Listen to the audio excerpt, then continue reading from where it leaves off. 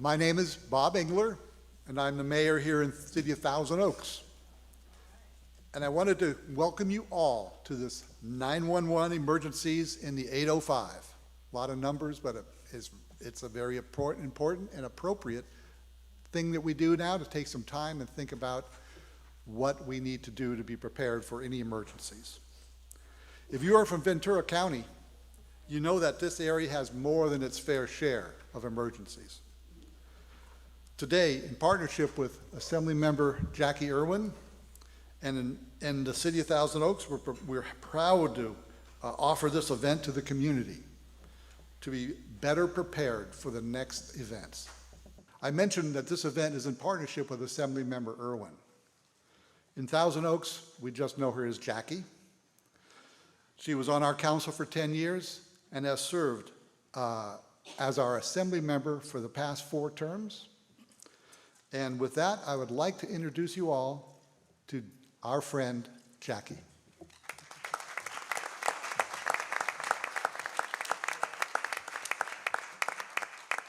Oh, it is great to see everybody out and about, and I want to thank you, Mayor Engler. My office has always appreciated the partnership with the City of Thousand Oaks for this event. Throughout the years, we have shared vital information on facing all types of emergencies in our community. I would also like to thank all of you for taking time out of your Saturday to join us for this important event. Today, we will be getting the 411 on the severe drought that California is experiencing. With us are subject experts who can show us how and why we are experiencing California's worst drought ever. They will give us the update on what is happening with restrictions and answer some of the most urgent questions that we all have. But now, let's introduce our Drought 411 panel. First, we have Julie Sayre Edmond, Senior Environmental Scientist with the California Department of Water Resources. Julie, please give us a couple of minutes before we begin the question segment on the state's perspective of what the drought means for us here in California. Oh, okay. Real simple answer.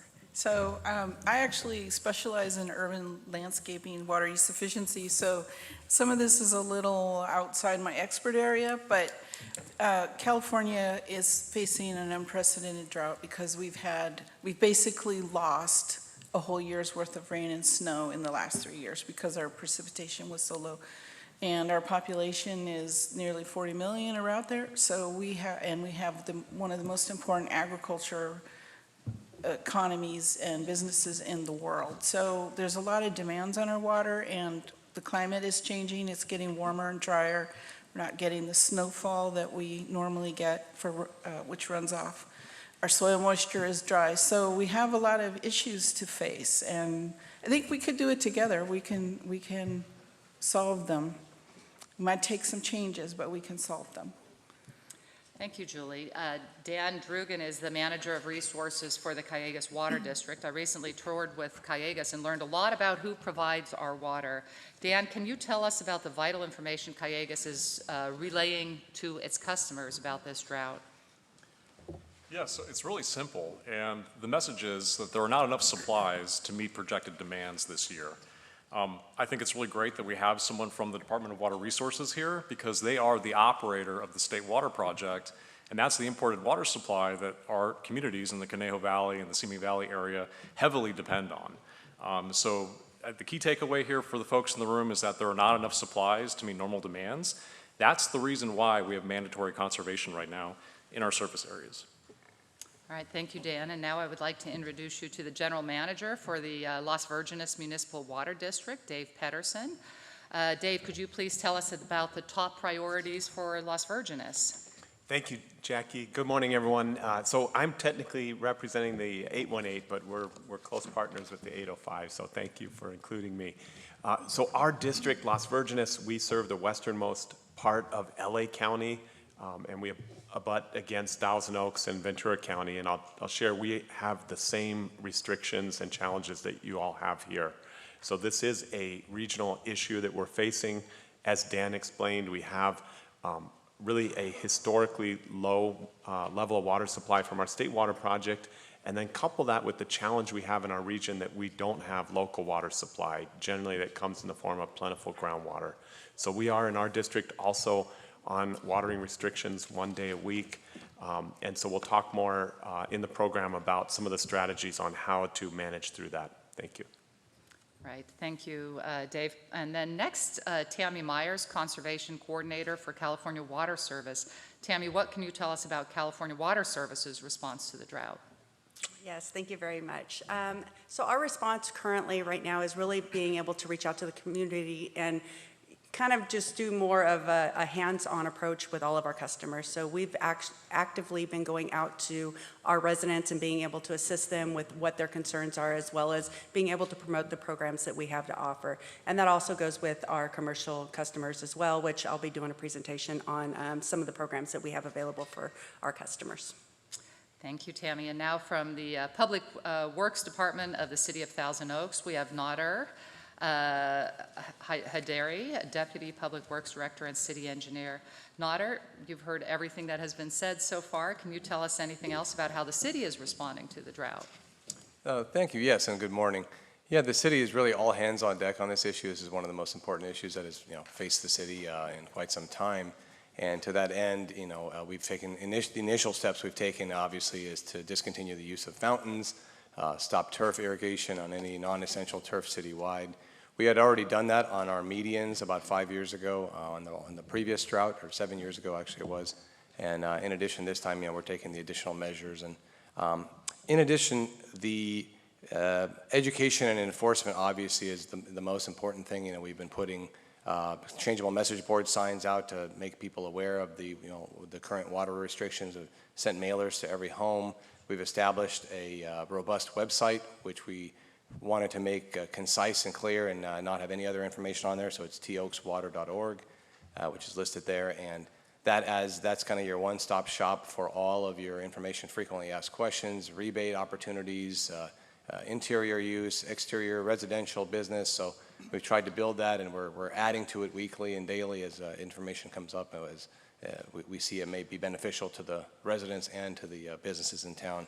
And also, we're really investing a lot of time and energy in collaborating with the other water purveyors, some of the ones on the panel here today, and also others, and looking at opportunities for regional water resources and collaboration, and finding a way to improve our situation here on water resources and reduce our reliance on the State Water Project. Thank you, Nader. Now, we know the drought is affecting everybody in different ways, but something we need to keep in mind is fire season, which has turned into a year-round event. When things are dry, we know that there is a high propensity for fires. We have Jeff Shea, Thousand Oaks Division Chief from Ventura County Fire. Chief, does a drought affect Ventura County Fire, and how is your department preparing?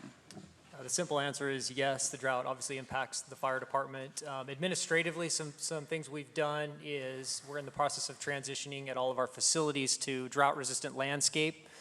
Our training, what we're doing is we're using the minimal amount of water to facilitate all of our training exercises and activities. And then operationally, we've implemented what's called in the fire service MIST tactics, which is minimal impact suppression tactics, and that is utilizing where we can hand tools and mechanized equipment to cut fire line, essentially to separate the burning fuel from the unburned fuel. All right, thank you. And last but not least, we have Matt Kuba, Park Superintendent from Conejo Rec and Park District.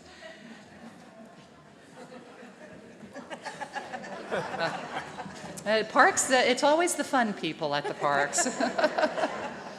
Matt, we may forget how a drought can impact recreation and park areas. Can you tell us how your agency has been affected by the drought with a brief statement about what you're doing to mitigate its impacts? Sure. Good morning, everybody. As the parks, we've always felt like we're the community's playground and play areas, and we really want to be your turf as well. In the past 7 years, we've eliminated over 70 acres of turf, converted it to drought tolerance, walking paths, exercise areas, and we feel like we've done a pretty darn good job with those things in saving water. Also, we've used technology with fertilizer injecting systems, which helps save water. We're doing a modified refurbishment on our turf this year, so we're using less water. And I really want to rely on you as the community to help us, because we have so many sprinklers, so many pipes, so many valves, and you all are out there using the parks, if you see a leak, if you see a sprinkler head that's spraying onto a sidewalk or someplace it shouldn't, please, please, please give us an immediate call so that we can adjust it. But we feel responsible to the community to, as we did through COVID, to be your space to use and play in. So I guess just to follow up on that for both Matt and Nodder, if you did not give where should people report leaks or broken sprinklers or wet roads? I know we get communication from the city, and I communicate back to the city. If you do see something pretty much anywhere, we'll communicate back and forth with each other and get out there. We consider it almost an emergency if there's a broken line or something. So you can call the Park District, you can go to our website, and we have a water page that shows you our water use month by month and has a reporting button on there, but calling is absolutely the best way for us. Right, and for us, our website, that toakswater.org, has all the information on how to report. And the other thing I'll say that's a common theme for both the city and the Park District is the desire to keep our trees and our urban canopy, to survive this drought. And so there's been, quite a bit of focus on obviously the non-essential turf areas, but on the other side of the coin, really focusing on the tree canopy we have and providing those trees the water they need to survive this. And whether it be with water trucks or other special attention that we've been providing these trees, we recognize how critical they are of an asset to the community. Right, and who on stage is offering here it says water rebates, but I guess water saving rebates, turf rebates or sprinkler rebates? Can you just tell us a little bit about the opportunities that are available? Sure, yeah. So Cal Water, if you are a Cal Water customer, we have several rebates that are available. I just want to interrupt for 1 second. Oh, sorry. Everybody is, I think, they're not necessarily clear on exactly who has what part of Thousand Oaks. So if you might just give that with your with description. Thank you. Yeah, thank you. So we are on we cover the Ventura side of Westlake, and then up to the North Ranch area. So we have approximately, I think it's like 19,000 customers and over 7,000 connections that we service. And so within our area, we actually provide rebates as well as free programs for our customers to be able to have somebody come out and evaluate their current irrigation system and do repairs if necessary, as well as offering the opportunity to install weather-based irrigation controllers that are, kind of the newer technology, but allows you to adjust and be able to make those necessary needs on your phone and or your computer. We also have rebates that are available as far as your outdoor and indoor devices, clothes washers. We've actually increased, we've doubled the amount of our rebate up to $300, so that way we can hopefully get rid of those high water wasting old clothes washers, as well as toilets that are in the homes as well. As we've also doubled those rebates as well. And then for our commercial customers, which would include common areas of HOA associations, churches, schools, cities, and community areas, we also have rebates that are available and programs to look at their water efficiency and see how we can assist with that. Could I add just briefly to Tammy's statement is also if you go to bewaterwise.com, that is a great website that has a rich offering of rebates for both residential and commercial. I really encourage you all to visit your water agency's website directly for your own provider, because they do have unique programs for direct access to you like Cal Water does. But bewaterwise.com is a great website for everything from turf removal, toilet replacement, high efficiency clothes washers, and a lot more. Do you have anybody else? Yeah, we also have similar programs for Las Virgenes, and we're on the LA County side. We have probably our best program is our irrigation controller program. We have a partnership with a company called Raccio, and they make an automated irrigation controller, and so we have a program for $99. We will get you a controller and actually install it for you and set it up. So really great program, good idea during the current drought. And so do most of the agencies have somebody that could come to the home and let you know where the high water use might be? Because often we get the bill at the end of the month and we think we've been doing everything we can and it hasn't really decreased, but would you be looking for leaks or what is the type of thing you would be able to offer customers? Sure, that's really a good, actually probably the best thing to do if you're having high water use is we offer, and I suspect my colleagues offer the same, a home water audit or consultation where one of our employees or a contractor will come out to your home, help walk around your home and really look at where you're using water and where are the best places for you to conserve water, save water. They will also help you find leaks, help you adjust your irrigation system, and also connect you with information on rebates. Does anybody here use Ratio? Oh, we have one. I lie in bed at 6:30 in the morning and I pick up my phone and I think, okay, what should I turn on now for how many minutes? It is really, it's an amazing sprinkler automation program. You put pictures of your different drip zones and you can increase or decrease the amount of time depending if if all your plants are dying, maybe you add a few minutes, and if everything seems to be going well, then decrease it. So if you're able to get it for that lower price and with some help, that does seem So can I that add it would be. can I add one other thing? Sure, of course. Sorry. So I also wanted to mention that we are also partnering with Flume, that is a water smart device that you can actually put onto your meter, which will detect the flow that's going through.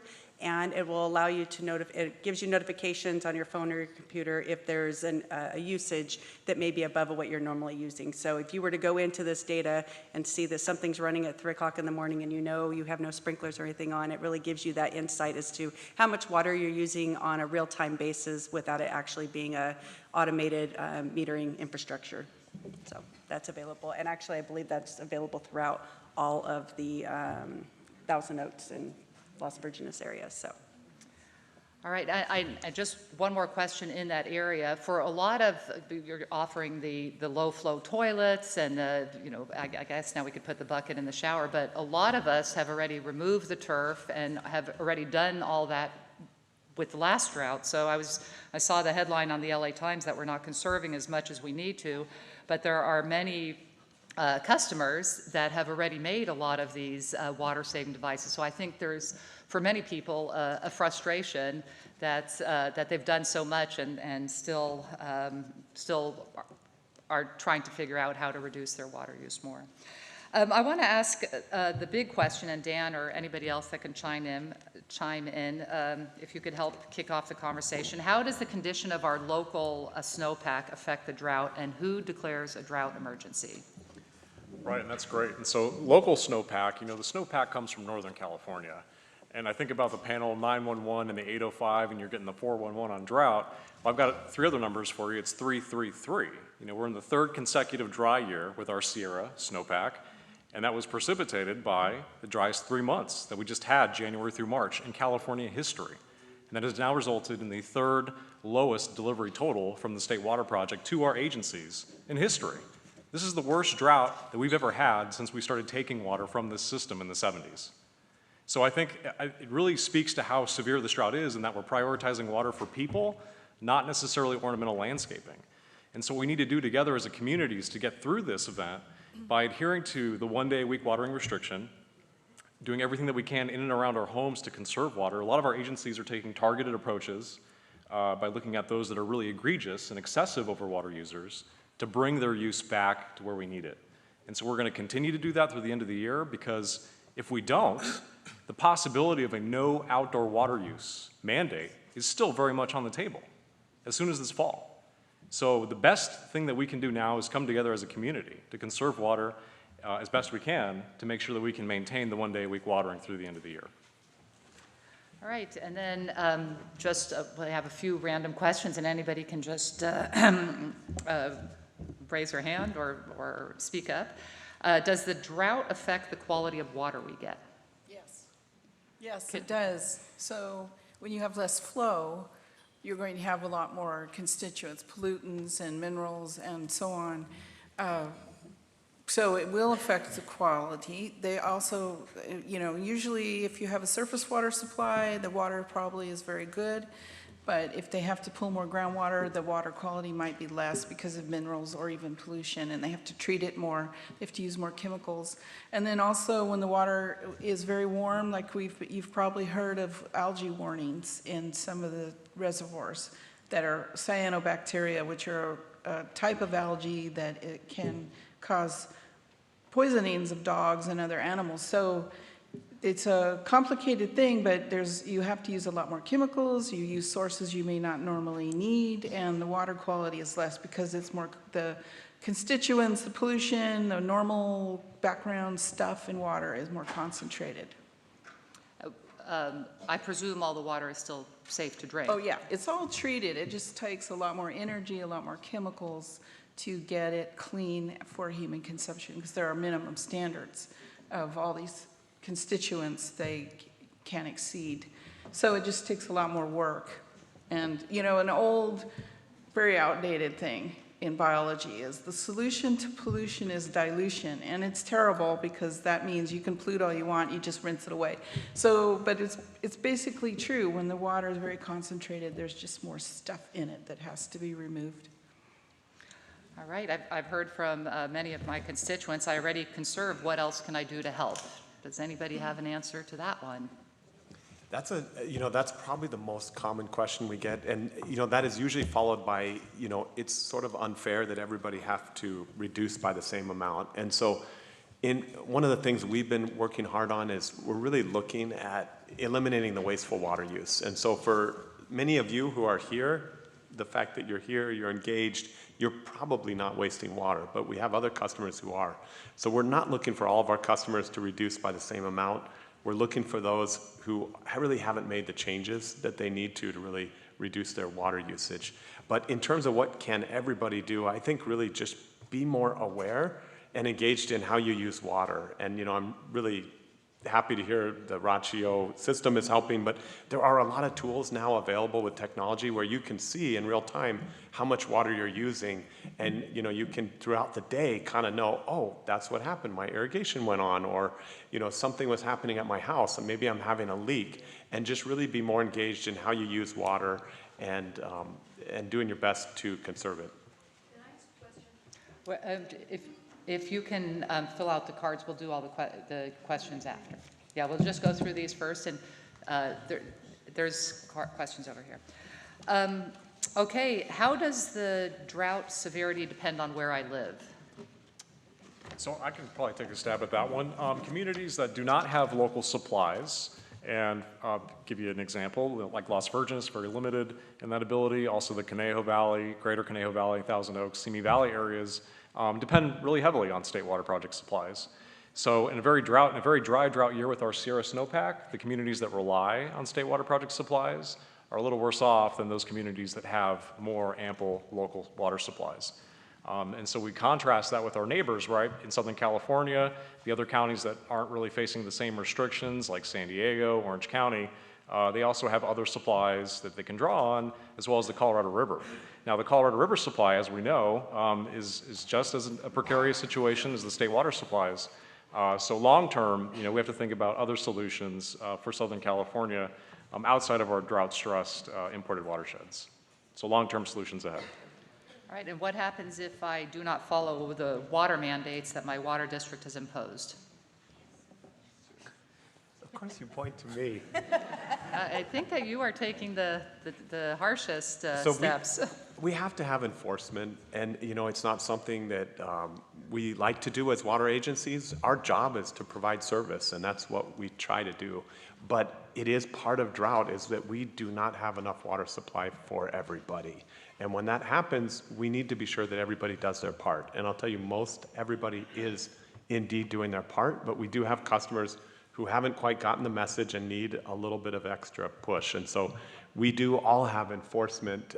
It's actually a required part of the emergency water shortage plan that we're under and the 1 day a week watering that we're doing. We actually have to show that we are ensuring that people are following those rules. And so each of us and our agencies, we have restrictions, we have consequences, usually in the form of fines, that for noncompliance. And really those are a signal our first go-to is really always to educate, let folks know what the rules are and the importance of following them. And then if they don't make the changes they need to, then there's a fine structure that escalates. Yeah, and I'll add to that. Quite often what we find is that that first communication or education with the homeowner goes quite a long way. And in many cases, the irrigation controller is just set as a default for 7 days a week, or they've never, they haven't touched it in years, or they're not aware of really when their sprinklers are going off because it's going off overnight while they're asleep. So, more often than not, that first communication and collaboration with the homeowner will go a long way and get to the point where we like, which is to reduce that water wasting, reducing the overspray into the street and onto the sidewalks and so forth. If I may, flow restriction is a really hot topic, and we've seen that in the news a lot. And I believe, Nodder, that the mayor has decided to test that out for the city, right? Is that correct? Maybe you could speak to that? Yes, we at the City of Thousand Oaks, not unlike other agencies, has this kind of like last straw type of final step when we've after the fifth warning and continual excessive and extreme water waste by a homeowner, we will have that option of installing a flow restrictor, which will still allow the health and safety use of the water inside the house for washing and cleaning and showering, but it will impair the sprinklers popping all over the yard for all times of the day. So we have installed it in a few locations to test it out, and we haven't put one on anybody's house yet, although the mayor has decided to help us as a test case, and he's going to be living with that through the weekend actually right now. So he looks freshly washed this morning, and I think it's proving its point that it's effective. The shower still does work. There you go. That's important.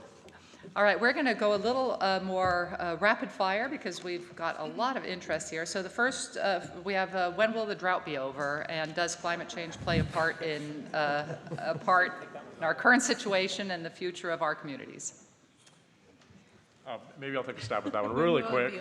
So as we've seen, this is a long-term pattern with climate change. I don't think that one wet season here will bring us fully out of a drought, but it would be well welcomed if we did have some great storms come in. I don't think we're going to see a December like we did last year, where we had the snowiest month on record. So we all need to be prepared, I think, for another year of drought ahead. And we need to remember, California is a Mediterranean climate. Dry summer and drought in the summer is totally normal. The severity is not normal for us. So we have to think in those terms that our climate is very similar to southern France and southern Africa and Australia. And Australia just emerged out of a 20-year drought. So we just have to realize that we cannot continue as if we have summer rain like on the East Coast. We need to come to terms with our California climate. That's why we live here, because we have these brilliant blue skies all summer long, one of the reasons. And we just need to embrace what the reality of biology in our state, of the way the plants we should be growing and those kinds of things. So climate change seems to be a lot more severe. They have records going back hundreds and hundreds of years from tree rings, not from written records, but tree ring data. They can put a core into a long-lived tree, and they know by counting and looking at the tree ring size how wet these periods have been for trees in the past. So there's a lot of data going into understanding our climate in a long-term sense for hundreds, maybe even close to a couple thousand years, because we have those really long-lived trees that show that. So, but I think the biggest challenge for a lot of people, but I think the easiest solution is we just need to come to terms with our dry summers and our normally droughty climate, and just be prepared and be more resilient. And use the right plants. All right, Always. Thank you. Chief, let's talk a little bit about fighting fires using minimal amounts of water. Is there enough water to fight fires in Thousand Oaks and throughout Ventura County? And can you talk a little bit more about mist techniques? Sure, absolutely. The simple answer is yes, and we'll continue to work with all the agencies represented here on the panel and all the water companies, both locally and through the state, to ensure that we do have a sufficient amount of water for firefighting for emergency use continually. Additionally, the Ventura County Fire Department, some of the measures that we've taken as a direct result of the drought is our wildland and aviation unit are both currently fully staffed, which includes 3 permanent full-time hand crews, 3 bulldozers operators, and our 2 Firehawk helicopters are available for immediate deployment. We also have a contract helicopter, an additional Type 1 helicopter, which is capable of dropping 1,000 gallons of water per drop. That's provided by in a cooperative effort with Ventura County Fire Department in Southern California, Edison. Internally, as we talked about a minute ago, mist techniques, again, where we can, again, our priority is life and the preservation of property as we're fighting brush fires or addressing any emergency. But where we can, and where the risk versus gain allows for it, we will implement those mist tactics that we talked about and utilization of hand tools as opposed to fighting the fire with water, and that'll lead to us cutting lines around the fire, physically removing the burning fuel from the unburned fuel. All right, thank you.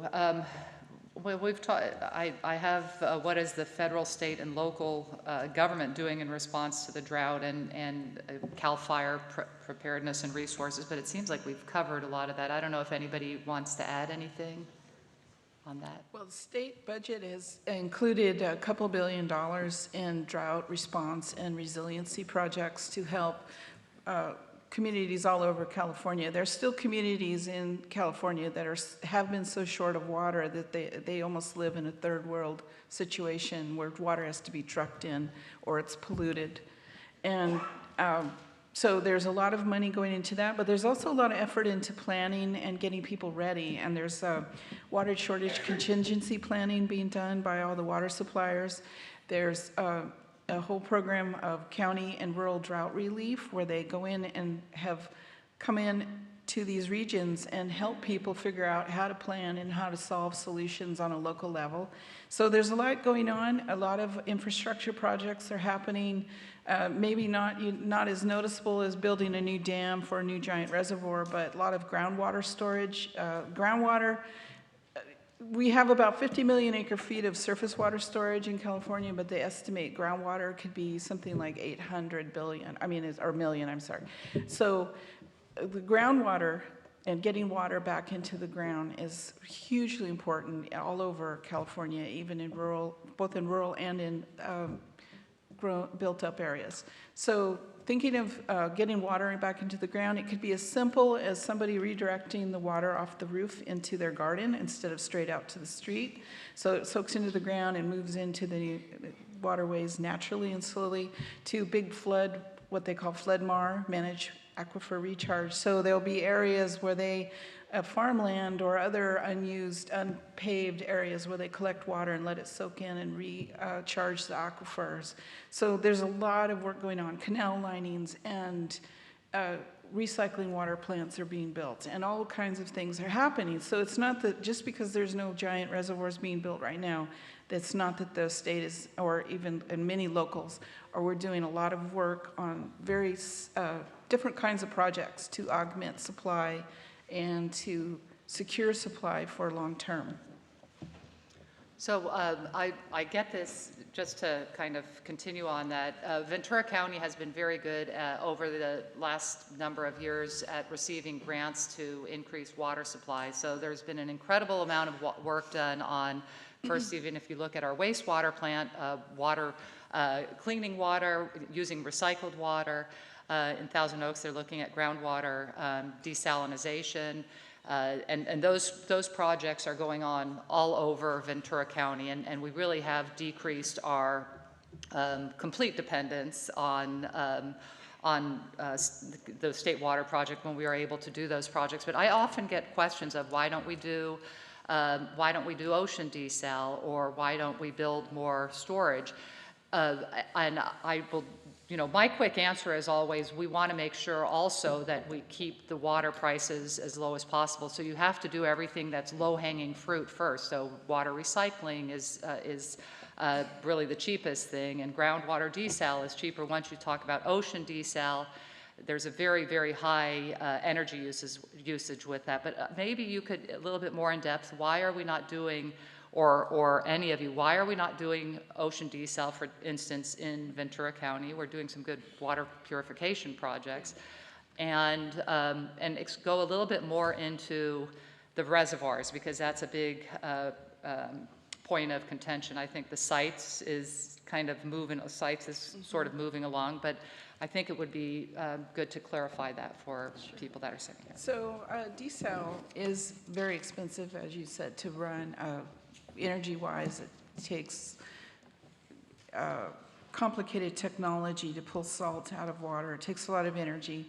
And ocean, we do have this great ocean right here, but it is, you have an issue with returning brine to the ocean, and which is super salty water, and it's poisonous, so to sea life. So there is that issue, but it's also the expense. It's very, very expensive.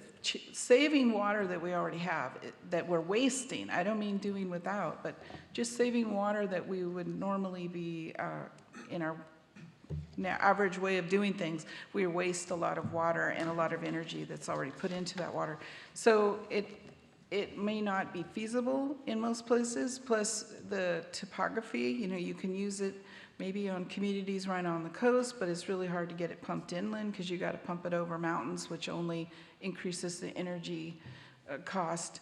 Desal works in certain parts of the world, like Saudi Arabia or in Israel, because they have no other choice. They have no other source of fresh water. And in the case of Saudi Arabia, they're energy rich. It may not pencil out for them, but they have no other choices. We do have lots of choices in California. And storing and just saving the water that we already have is the biggest potential of all. So the reservoirs, I did do some reading to make sure I had some accurate information, and they're all about 70% average right now of what they should be. That's got to carry us through the rest of summer until the next water year starts in October. We have, California has over 1,200 reservoirs, so people only think of the major big ones. So we do have a lot of surface storage, and there's not many places left to build reservoir sites. Is one in the planning stage. It's what they call off-stream. So it's a valley that's going to be dammed up, but it's not a natural river channel. And it would take, if it was built, it would take excess flows that come out of the Sacramento River. Basically, anything that Shasta can't hold would go into sites. So it would be an important augmentation to our system, but it's only going to hold, a couple million acre feet, which is a lot of water, but not in the great scheme of things. So I think we just have to think of all the, it's a portfolio approach. There's no one good solution. So that's where we're at. We have reservoirs all over the state. Most of them are on river channels. So it depends on the snow and the rain above them for them to fill. Right, thank you for that. Okay, we have a few more quick, and then we're going to start getting to the questions from the audience. Matt, can you tell us how the drought has affected recreational activities, and what about the damage to the turfs, to the grass, if we have no outdoor water?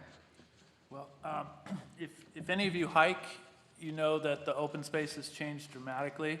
I'm also in charge of the park rangers and the trails and maintenance in the open space. So if you've been on the whole access trail off of Green Meadow, we've lost over 75 oak trees in that area in the last 3 years and continue to lose large plants throughout. So the effects are there in open space, definitely.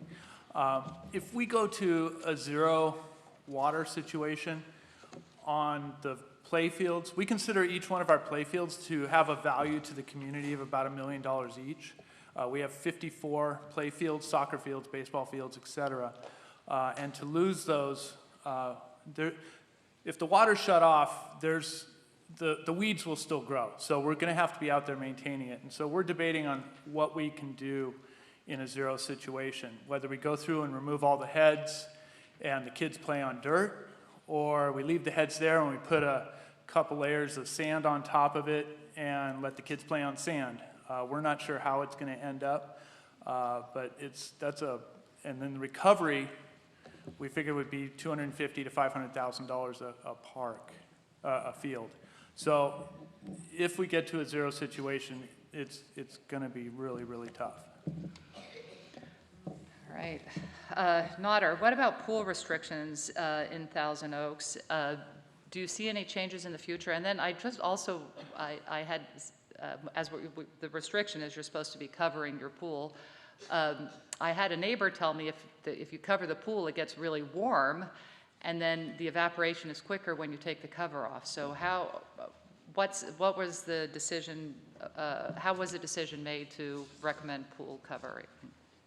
Yeah, so currently, pool construction and pool permits are still permitted and still allowed, and the concept of that is, more often than not, those pools are being installed into a turf area, which is even thirstier than a pool is, and a covered pool uses quite less water than a comparable turf area.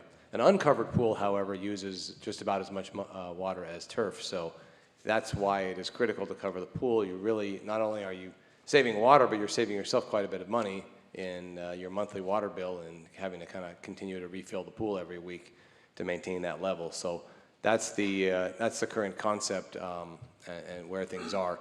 You know, if the drought significantly worsens and the water situation worsens and if we're in this 0-day outdoor watering scenario, then in our water shortage contingency plan, at some point, pool construction may be on hold. But for the time being, it is still permitted. And as we've seen with a lot of people with investing in their house and recreating, and COVID has changed a lot of patterns for people. So we're seeing that the pools are being used a lot more than they used to be, and it's kind of more of an exercise and athletic venture, not only for the kids but for the whole family. So we understand the importance of them and the value that they have, and so that's the thought process. All right, thank you. How about the use of recycled water,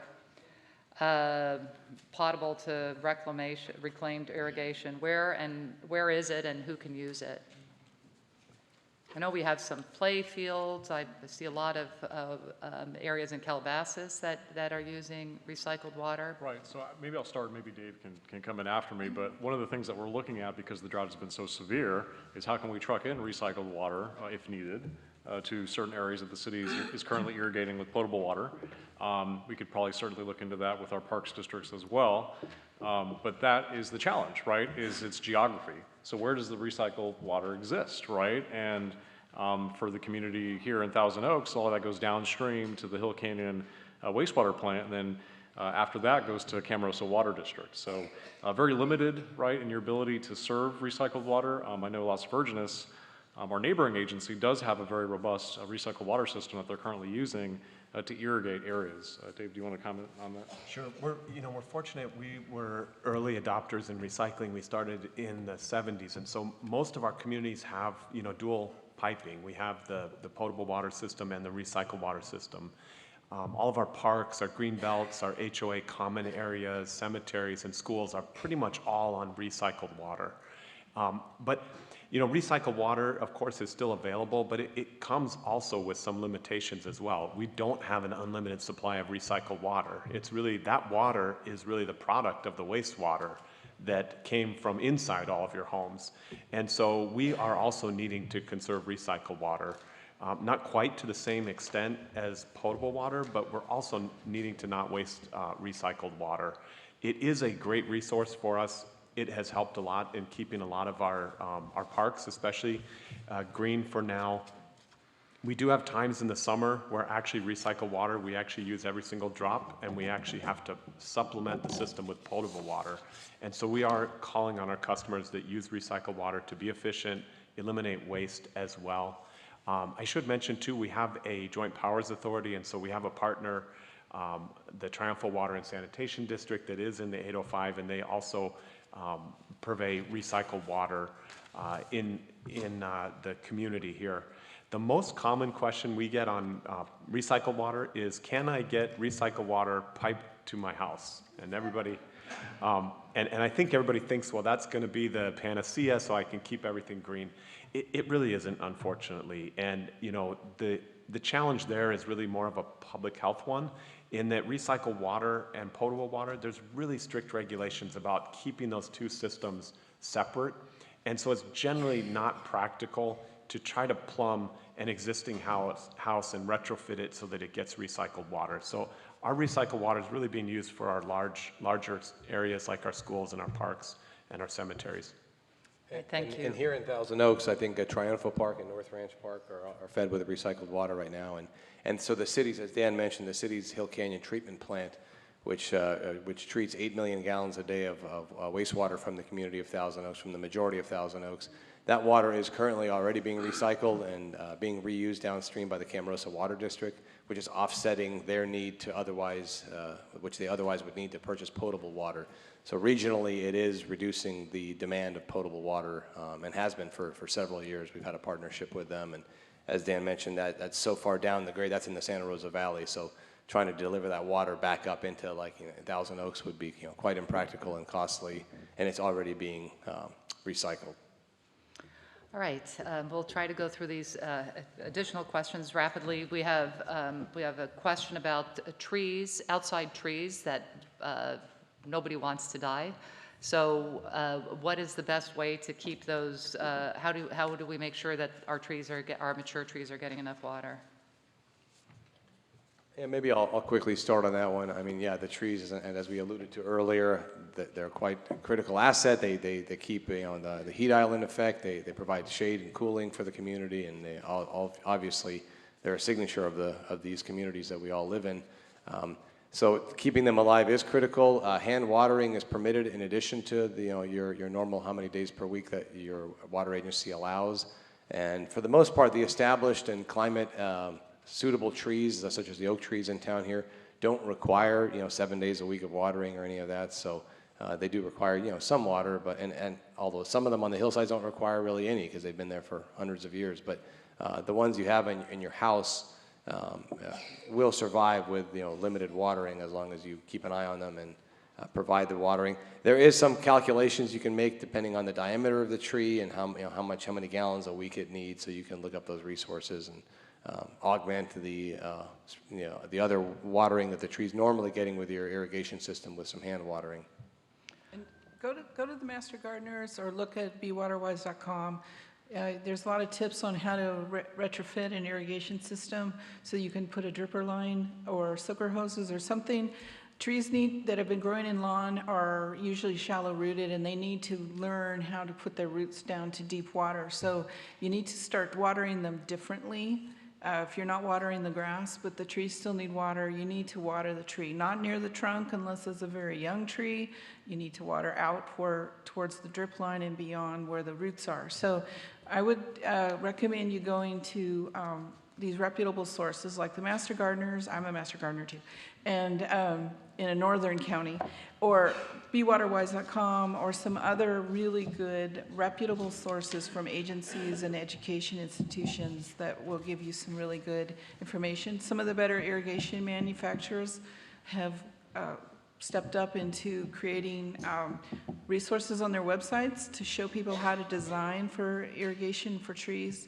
And remember, as they transition to a less frequent schedule, you'll water them longer, deeper, but not allow runoff. And you kind of have to retrain them to live the way they should have lived to begin with deep roots. So there's a lot of work, a lot of good work has been done, and a lot of good resources out there.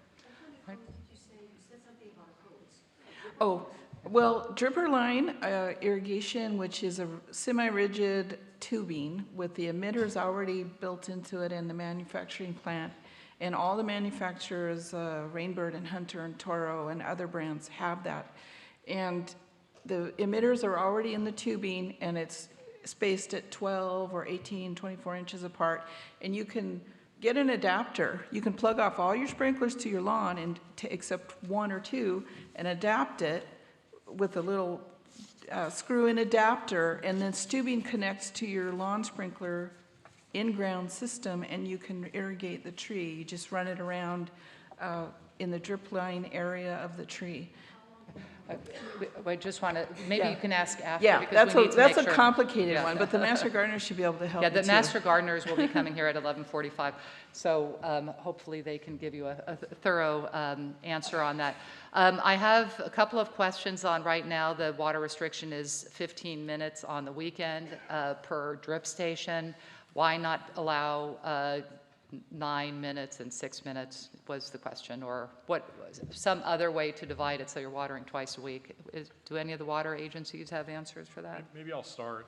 So the 15 minutes limitation for outdoor watering, that's going to change. It's going to ramp down to 10 minutes.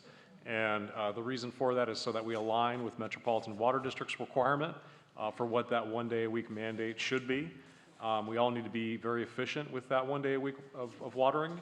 And so the 10 minutes will go into effect, and I defer to Nader on when that might occur and how the city is implementing its outdoor restrictions right now. Yeah, that's new information, and that's, looks like that might be happening on September 1st. But for the time being, that watering day you have does allow you the opportunity to split the watering if you don't want to do all 15 minutes right at that station, right in that same 15 minutes. You can do 8 minutes in the morning and then 7 minutes at night. So at 6 a.m. you could water, and then you could do it again at 10 p.m. So you are able to split things up a little bit. But the general response as to why 4 days a week at 4 minutes isn't allowed is because that would not provide any means of really monitoring or tracking or get us to where we really need to be. I mean, it is an emergency. It's not, hey, it'd be great if we can all save a little bit of water. It's, as we've seen and with the information and the limited water supplies, it's more severe than that type of situation, and that's what's prompted this 1 day per week restriction. All right, why is artificial turf not eligible for rebates, or is it right now? So again, I'll jump in on that one. So the policy goal of the turf replacement program was to have a certain landscape aesthetic, and that's with drought-tolerant plants, native plants. Artificial turf does not align with the policy goals that were established by the Metropolitan Water District for the turf replacement program. So if you have any issues with that, you could write letters to the Metropolitan Water District, but that is currently, what we have now is to promote that landscape change, that transformation to the drought-tolerant aesthetic, which is what that program is all about. Although I might argue that that was not their goal before when they were offering rebates in the last drought, because we have plenty of people that have artificial turf, but okay, it's not offered anymore. So just because a lot of people, I don't want them to feel like they're doing the wrong thing if they have artificial turf. All right, what is the normal amount per month for 2 people or a family of 4, please, water use? Or what is allowed? So I'll start. It's hard to answer that question because it's going to vary a lot depending on your property. But generally in California, we have, a indoor standard of 55 gallons per person per day. So, a 2-person family would be, 100 and 110 gallons per person per day. And that would be basically for your indoor needs. If you have a small property, you would need some additional water to support your outdoor needs. All right, and then we have a question from Matt Jacobs, who's standing right over there. What should the federal government do or stop doing to address the ongoing water crisis? Good question. I mean, that's a tough one, but I think without a doubt that the situation and the water challenge and emergency we're facing has to be handled at the local, state, and federal level. We need everybody to pitch in here. This is a big deal. And from the federal government, I think the best support we can get is funding, federal funding to help support our local projects. So all of our agencies here, we are all working on projects that are ambitious, they're large, in many cases the largest projects that we've ever undertaken. They involve partnerships between our agencies, unlike we've ever done before, but we need help to build those projects and also help to offset the cost. So the federal government can provide that help in the way of funding. Most of that comes through the Bureau of Reclamation, and they do have really great funding programs, but every year the Congress needs to reauthorize those programs in their annual appropriations process, and every year there is a dance where those programs are cut and then they're restored, and so we really need strong support at the federal level to keep those programs and even up them. Another thing that affects every one of us in the room is the federal standards for appliance efficiency and water efficiency for equipment, washing machines, dishwashers, and so on. So they set the minimum standards through the WaterSense label and Energy Star for efficiency for appliances, toilets, all the water using fixtures and appliances that we all have in our homes and businesses. So, and they also need appropriation for the Water Sense program to continue for research and standard setting. So that's something else we should support too, because that's why new homes are more efficient than old homes, is because of all the low-flow toilets and the efficient washing machines and dishwashers and shower heads and so on. Right, are tankless water heaters, is that something that is recommended by water agencies?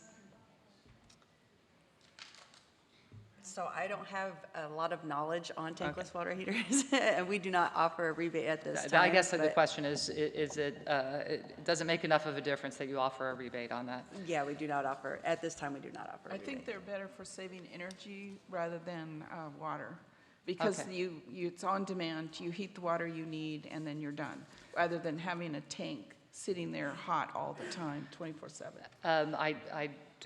We did put a bucket in both of our showers, and it's amazing how much water that we collect. So, and real quick showers, I think, is probably also recommended. So our final question is about, we have a lot of good questions here. I'm sorry we couldn't get to all of them. As I mentioned, at 11:45, we'll have the Master Gardeners here. And then there's a lot of, everybody here has a booth upstairs, I understand. So your questions that didn't get answered, you can make sure to go upstairs. Is there anything that we can, about gray water collection? So we've talked about cities recycling. What about recycling the gray water in the home? And are there companies that specialize in that? Does the city have standards for it? Is there anything that we can learn about that? Yeah, there are certainly some specific building permit issues associated with that, just for, health and safety reasons. What we've found is that those obviously work a lot easier with a new construction, a new home. Retrofitting an existing property is challenging, depending on where your laundry room is and so forth, and how that is plumbed to the rest of the house. So what we've found is that it's quite complicated and expensive for a homeowner to go through and try to retrofit in that scenario, and then that water that comes out, what portion of the yard may or may not be able to be used with it. So because of those limitations, we haven't seen a tremendous amount of usage of it. And as I mentioned, with a new house, there's probably more opportunities, or a complete renovation of the house, then you can maybe explore that. But we really haven't seen too much of that yet. All right. So in really old homes where you're on raised foundation, it's a lot easier. So depends. New and very, very old, it's easy. And gray water is encouraged. It's in the California Plumbing Code in Chapter 15. And if it's possible, we encourage the use of it. If it's legal everywhere, unless there's some specific reason why it's been locally outlawed. But I encourage people to explore it if you think you have a way to either divert your washing machine water or from your shower water. Really appreciate all of you being here. Can we give a big round of applause to our panelists?